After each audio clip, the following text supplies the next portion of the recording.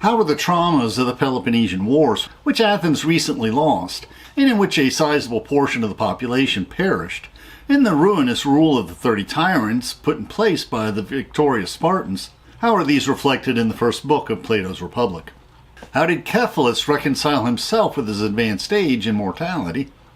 Can wealth pacify the gods? Does might make right? Is morality always preferable, or is it championed by fools? Does success imply virtue? Does Plato's Republic seek justice, or does it seek morality?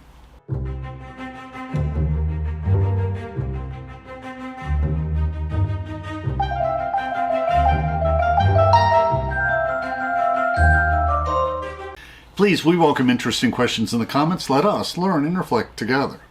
At the end of our talk, we'll discuss the sources used for this video. Please feel free to follow along in the PowerPoint script we uploaded to SlideShare, which includes illustrations. Our sister blog includes footnotes, and both include our Amazon book links.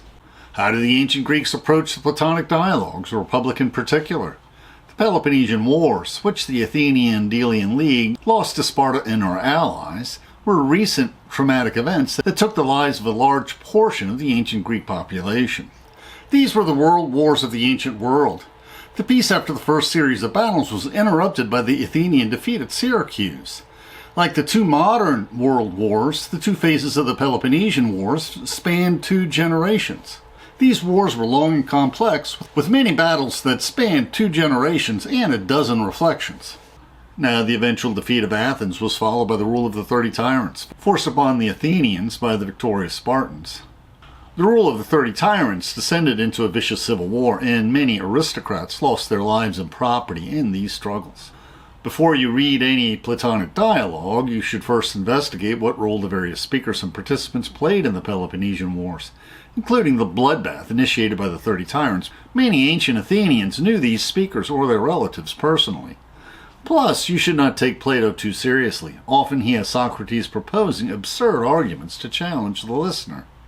To understand both the Platonic dialogues and the Peloponnesian Wars, it is also essential to study the Greek classics, including the Iliad and the Odyssey, as well as the histories of Herodotus, who recorded the history of the Persian Wars that led to the Peloponnesian Wars. The Delian League, organized by Athens, was the NATO of the ancient world. It was formed to protect the Greek city-states from further Persian aggression. And what were the fate of the speakers in the Peloponnesian Wars? Plato may have originally written Book 1, which opens with a dialogue with the elderly Cephalus on aging, as a standalone dialogue. Socrates asks, "How do you define morality?" Cephalus offers a weak definition, but then he leaves to make a sacrifice so his sons can continue the dialogue with Socrates. And the sophist Thrasymachus barges into the dialogue, and he and Socrates debate the nature of morality and justice. Socrates himself fought in the Battle of Potidæa on the side of Athens early in the war, saving the irrepressible Alcibiades when he fell in the battle. Socrates lost his life when he was falsely accused, tried, and executed for corrupting the youth of Athens. Many Athenians blamed him for the troubles Athens suffered in the wars, since the general Alcibiades was his star student, as was Critias, the leader of the 30 Tyrants. After attending a religious festival in the port city of the Piraeus, Socrates and Plato's brothers and companions go to Polemarchus' house. This is significant. Polemarchus would be one of the victims of the 30 Tyrants, who abused their power by executing many aristocrats to seize their property. Polemarchus was one of these victims. They executed him by compelling him to drink hemlock, the same death awaiting Socrates. During the wars, his family owned a shield manufacturing store that employed 120 skilled slaves. In the Greek, the C's are always hard C's, so if you hear a professor pronouncing his name Cephalus, it means he doesn't know Greek. Now, Polemarchus' father Cephalus likely passed away peacefully before the end of the war, since his dialogue hints that his days were numbered. If not, he likely would have been executed by the 30 Tyrants as well. Cephalus was a medic, a foreign tradesman, invited to Athens by Pericles. Polemarchus' brother Lysias is a bystander in this dialogue. Although he was high in the hit list of the 30 Tyrants, he narrowly escaped, aided by a large bribe, and assisted the exiles who overthrew the tyrants and re-established the Athenian direct democracy. The Spartans were too embarrassed by the brutality of the tyrants to oppose this. Since he lost most of his wealth, he supported himself by writing speeches for clients standing before the Athenian law courts, and Dr. Wikipedia lists his many surviving speeches. Little is known about his other brother, the Republic mentions, Euthydemus, other than his appearance in the Phaedrus dialogue.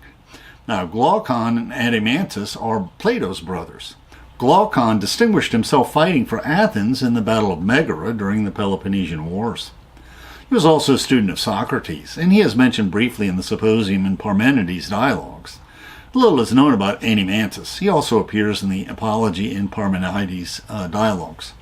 Thrasymachus of Chalcedon is a leading sophist who also speaks in Plato's dialogue, the Phaedrus. Like most sophists, he is a foreigner teaching politically ambitious aristocratic students in Athens the art of rhetoric and persuasion, and did not participate in the wars.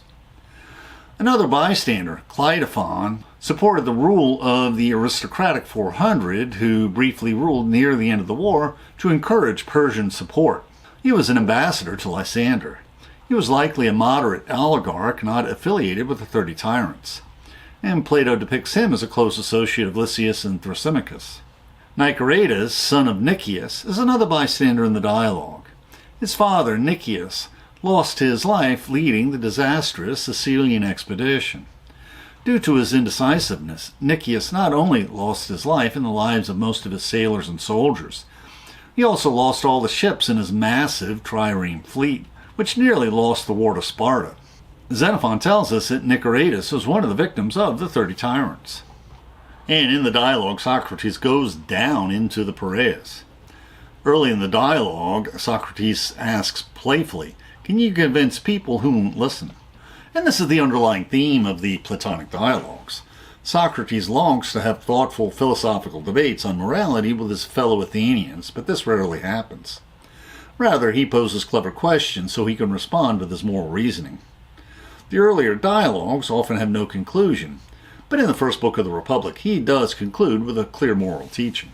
Plato begins the Republic with Socrates announcing, "Yesterday I went down to the Piraeus with Glaucon, the son of Ariston, to worship the goddess, and also because I wanted to see how they would conduct the festival on this, its first performance." Now, some scholars see this as a metaphorical moral descent into Hades when Socrates goes down to the Piraeus. But is this an overinterpretation? The Piraeus was a port city near Athens, and the Athenians physically did descend down from the hills to the coast. But the Piraeus also reminded many ancient Athenians of many traumatic events of the Peloponnesian Wars. Before the wars, Athens extended the city walls to protect the 6-mile-long street leading to the Piraeus. When the wars began, Pericles brought the Athenians into the city walls. And while the Spartans ravaged the Athenian crops, the Athenians sailed out and ravished the lands of Sparta and her allies.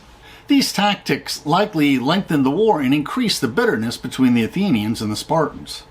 Crowding these extra Athenians from the country into the city walls, especially in the walls leading to the Piraeus, led to the outbreak of a deadly plague which killed many Athenians, including Pericles. When Sparta won the war, many Athenians were dreading the thought that Sparta would raze and plunder their city, enslave the women and children, and slaughter the military-aged men, which often happened after bitterly fought battles in the ancient world. This did not happen. The Spartan commander Lysander was generous, preserving Athens, remembering the leading role Athens played in expelling the Persians several generations before. But the Spartans crowded the Athenians, who ruled over their Delian allies, back into starving Athens. Xenophon writes, "After Lysander sailed into the Piraeus, the Athenian exiles returned. The walls were pulled down among scenes of great enthusiasm and to the music of flute girls. It was thought that this day was the beginning of freedom for Greece." Now, the residents of the Piraeus initially resisted the rule of the 30 Tyrants. After they were defeated in Athens, the forces loyal to the tyrants retreated to the Piraeus. When the Athenians attacked their remaining forces, the Spartan forces assisting them narrowly won.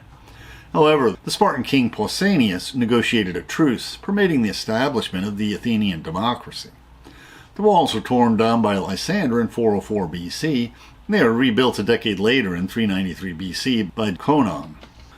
Now, Socrates had likely visited the Piraeus before, because the aging Cephalus greets him as an old friend.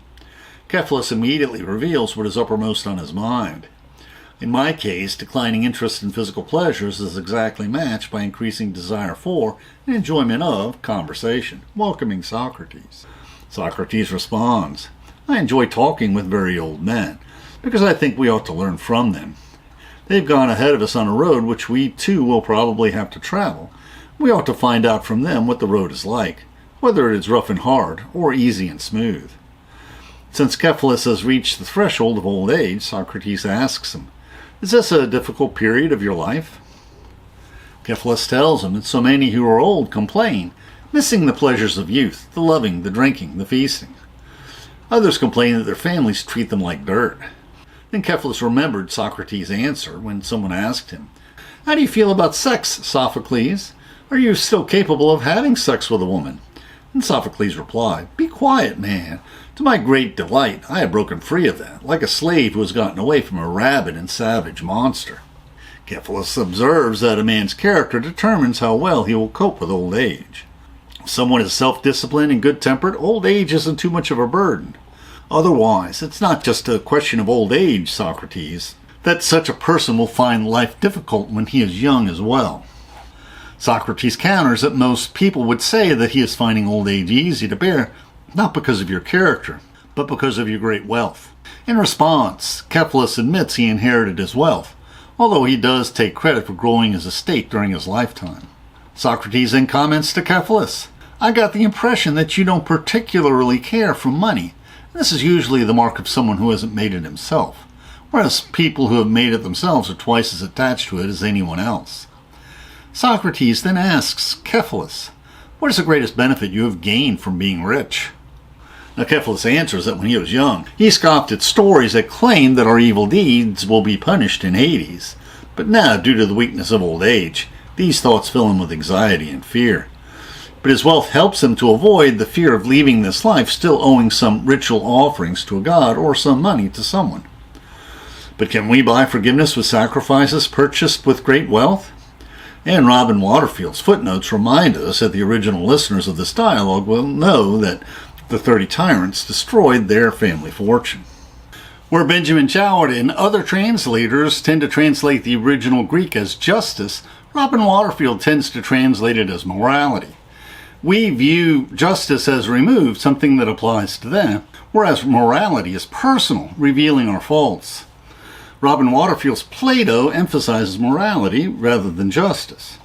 Now, in Robin Waterfield's translation, Cephalus declares to Socrates, the poet Pindar expresses it beautifully when he says that anyone who has spent his life behaving morally and justly has sweet hope as a partner, joyfully fostering his hearts, comforting him in old age. Hope which steers more than anything else men's fickle intention, and this is the closest reference to justice by Waterfield in this section. Waterfield Socrates asks Cephalus the key question of this dialogue.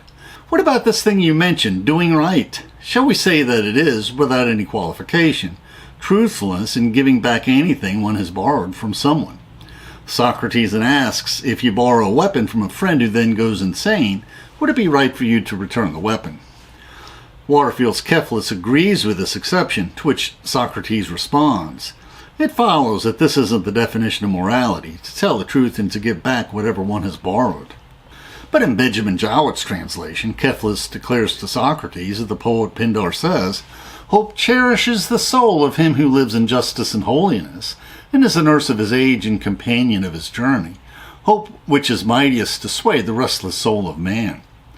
And Jowett Socrates asked Cephalus the key question of this dialogue. Concerning justice, what is it? To speak the truth and pay your debts? No more than this? Now Jowett's Cephalus agrees with this exception, to which Socrates responds, speaking the truth and paying your debts is not a correct definition of justice. Reading Robin Waterfield's translation was like breathing fresh alpine air. When I thought that Plato's Republic was about justice, I reasoned that this was because Socrates sought to train Athenians to be better citizens in a direct democracy, a skill that would not be needed in the later totalitarian Roman Empire of the Stoics.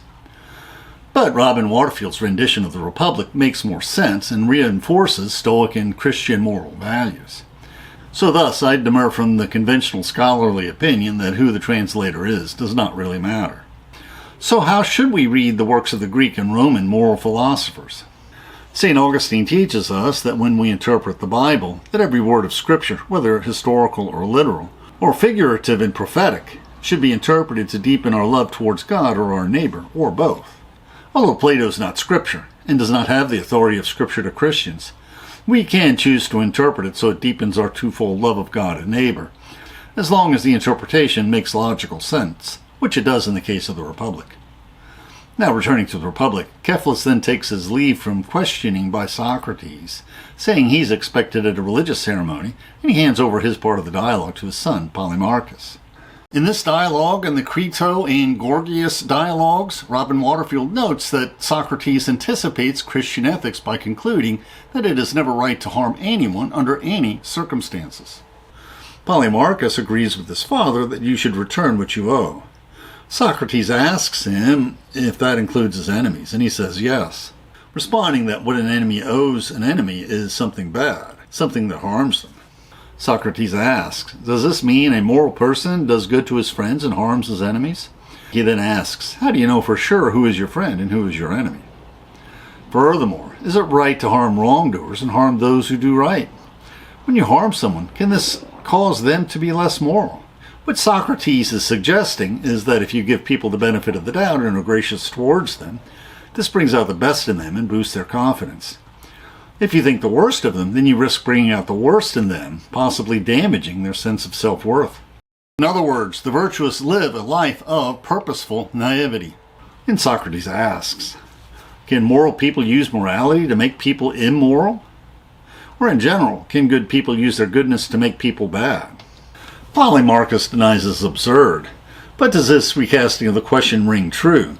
Can hypocritical people use their supposed morality to make people immoral? Or in general, can hypocritical people use their supposed goodness to make people bad? Are these questions true for wolves dressed in sheep's clothing? Now, the Eastern monastic church father, St. John Climacus, in the first rung of the ladder of divine ascent, comments on this dilemma.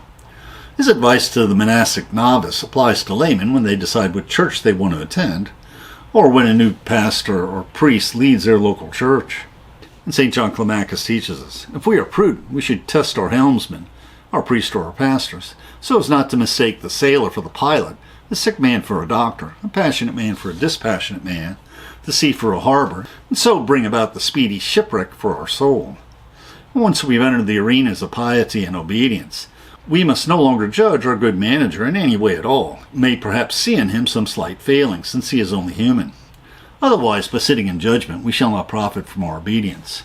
And as a practical matter, this is much more true for the abbot of a monastery, where he knows the daily habits of all the monks, more so than the priest or pastor who only sees his flock once a week, sometimes only for an hour or so. Now Socrates concludes, it is not the job of a moral person to harm a friend or anyone else. It is the job of his opposite, an immoral person. We have found that it is never right to harm anyone.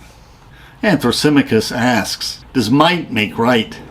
The sophist Thrasymachus barges in and challenges Socrates to tell him his definition of morality. And Socrates responds with false weakness that he and Polemarchus are doing the best that they can. Our sophist retorts, there goes Socrates again, pretending to be an ignoramus. He proclaims, my claim is that morality is nothing more than the advantage of the stronger party. Why aren't you applauding? And here Plato suggests that the sophists perform for applause rather than searching for truths that may be unpopular. Always tell people what they want to hear, and most consultants today are sophists. Now in the case of a government, Thrasymachus agrees that they are not infallible. Socrates asks, are you saying that the government's subjects must act in accordance with any law that is passed, even if it is only to the ruler's advantage, and that this constitutes doing right? What about laws that harm some citizens? If you follow these laws, are you morally right? Now, if the government enacts a directive where the aim is needless cruelty to a minority, are you morally obligated to obey? Or are you morally obligated to ignore the law? We have several examples. One is the current Trump ICE raids, where masked men are grabbing men and women who look like they might be immigrants on the streets and deporting them, without bothering with due process, and often grabbing law-abiding citizens, and sometimes U.S. citizens. A more extreme example is Nazi Germany. The government co-opted a third of the Protestant German churches who denied that Jesus was a Jew. A third of the Protestant churches were confessing churches that opposed the Nazi regime, while the remainder were totally passive. But even the confessing churches objected far more strenuously to Christian persecution. Few protested the growing persecution of the Jews, which would have been seen as breaking the law. And the French police and the Vichy regime that collaborated with the Nazis cooperated with the legal German authorities by assisting them in deporting the Jews to the concentration camps, where millions of Jews were gassed. To object would be breaking the law, and many Frenchmen died sheltering Jews from persecution. And we are asked the question, is morality a bad thing? Here, Robin Waterfield notes that Socrates has tried to reduce Thrasymachus' position to the relatively trivial claims that rulers rule in their own interest, and that morality is obeying rulers. Thrasymachus thus changes his position, instead arguing that morality is a bad thing, and weak, and unprofitable to its possessor. Thrasymachus tells Socrates, "You are so far off understanding right and wrong, and morality and immorality, that you don't even realize that morality and right are actually good for someone else. They are for the advantage of the stronger party, the ruler, and bad for the underling at the receiving end of the orders. Nor do you realize that the opposite is true for immorality. The wrongdoer lords it over those moral simpletons, while his subjects do what is to his advantage, since he is stronger, and make him happy by doing his bidding, but don't further their own happiness in the slightest. In any and every situation, a moral person is worse off than an immoral one." And he continues, "Immorality enhances a wrongdoer's life beyond measure, while it ruins the lives of its victims, who haven't the same stomach for crime. So you see, Socrates, immorality, if practiced on a large enough scale, has more power, license, and authority than morality." But Socrates counters, "I do not think that immorality is more profitable than morality, not even if it is given free rein and never prevented from getting its own way. And even if I grant you your immoral person with the power to do wrong either by stealth or by brute force, for my part, I am still not convinced that it is more profitable than morality." Now, in the Gospel, Jesus is referred to as the Good Shepherd. Plato's Socrates likewise refers to the just ruler as a shepherd for his citizens, who does what is best for the sheep. Socrates further proclaims that those in authority should work for the advantage of their subjects or their citizens, rather than for themselves. This is true even though the subject is the weaker party. And Waterfield summarizes the argument. Thrasymachus has claimed that immorality is more rewarding than morality. Socrates now attacks this claim, which is also the target of much of the rest of the Republic. Socrates argues that an immoral person's behavior resembles that of the bad, stupid people in other areas of expertise, rather than of good, intelligent people. Now, how can you say that immoral people succeed when moral people fail, when they both have different goals? And the Stoic philosopher Epictetus gives an example of differing goals. Epictetus tells us of someone who stole his lamp one night. He got the better end of the exchange, for Epictetus only lost his lamp but kept his faith. The man who stole his lamp in exchange for the lamp consented to become a thief, becoming faithless. And here's a haunting series of questions today on Donald Trump's second term. Socrates, is morality bad? Thrasymachus, no, it is sheer simplicity. Socrates, is immorality duplicity? Thrasymachus, no, it is sound judgment. Socrates, do you really think that criminals are clever, good people? Thrasymachus, yes, if their criminality is able to manifest in a perfect form, and they are capable of dominating countries and nations. Now, in most dialogues, both parties agree from the beginning that right is right and wrong is wrong. However, in the Republic, Socrates has to argue to convince Thrasymachus that a moral person is good and clever, whereas an immoral person is ignorant and bad. Socrates then attacks the effectiveness of immoral behavior. He posits that immorality makes for mutual conflict, hatred, and antagonism, while moral behavior makes for concord and friendship. Furthermore, since immorality generates hatred, wouldn't it make people hate and clash with one another? Won't the hostility that immorality generates make cooperation impossible? Socrates then broaches the most important questions. Do moral people live better and more fulfilled lives than immoral people? How should we live our lives? Socrates then questions the role that various parts of the body plays in a person's life, until it gets to the function of the mind, which in Greek also means your psyche, your innermost being. What about your way of life? Is that a function of the mind? Won't management and authority be handled badly by a bad mind and well by a good mind? Won't a moral mind and a moral person live a good life? while an immoral person will live a bad life? Socrates concludes, therefore a moral person is happy, whereas an immoral person is unhappy. Immorality is never more rewarding than morality. Plato's allegory in the cave, later in the Republic, celebrates how education can redeem you from the cave of ignorance, while observing that many prefer being chained to the wall of ignorance to climbing out of the cave to the light. St. Gregory of Nyssa proclaims that once Christians climb up to the light, they can continue their climb up the mountain, leading to perfection. And C.S. Lewis, in his Great Divorce, describes heaven as continuing this virtual climb in perpetuity. And we, of course, are planning future reflections on Plato's Republic. Now we'll discuss the sources we use for this video. We value not only Robin Waterfield's crisply moral translations of the Platonic dialogues, but especially his footnotes and summaries. It is impossible for the modern reader, no matter how well educated, to recognize all the allusions that were plain to the ancient Greeks living at the time. And of course I have behind me many of the books that we use to study the Peloponnesian Wars, the Iliad and the Odyssey, and Herodotus' history, as well as Plutarch's Lives that cover many of the same subjects. Socrates quotes Simonides of Chaos multiple times. He was renowned in ancient Greece as one of the 9 great lyric poets, but most of his works have been lost in the sands of history. Wikipedia has links to many surviving fragments of his works, and this is an interesting sample celebrating the 300 Spartan warriors who held back the massive Persian army. Of those who at Thermopylae were slain, glorious the doom, the beautiful the lot, their tomb and altar, men from tears refrain to honor them and praise, but mourn them not. Such sepulchre, nor drear decay, nor all-destroying time shall waste, this right had they. Within their grave the homebred glory of Greece was laid. This witness gives Leonidas the Spartan, in whose story a wreath of famous virtue ever lives. Pindar was the most admired ancient poet, but his archaic style is hard to understand. Many poems he wrote have survived, and you can purchase a collection on Amazon. There are a few trivial fragments surviving of the sophist Thrasymachus' works. He doesn't seem quite the villain that Plato paints. And Robin Waterfield reminds us that when reflecting on the Republic, that philosophy for Plato was not, or not just, confined to lectures and books. It was a way of life. The modern distinction between rational philosophy and emotional religion and mysticism would have struck Plato as outlandish. His purpose was to persuade his readers and listeners to change their lives and to undertake the assimilation to God. And we also have a book review of Greek history and philosophy. The YouTube description includes a link to our PowerPoint script that we uploaded to SlideShare and also our blog.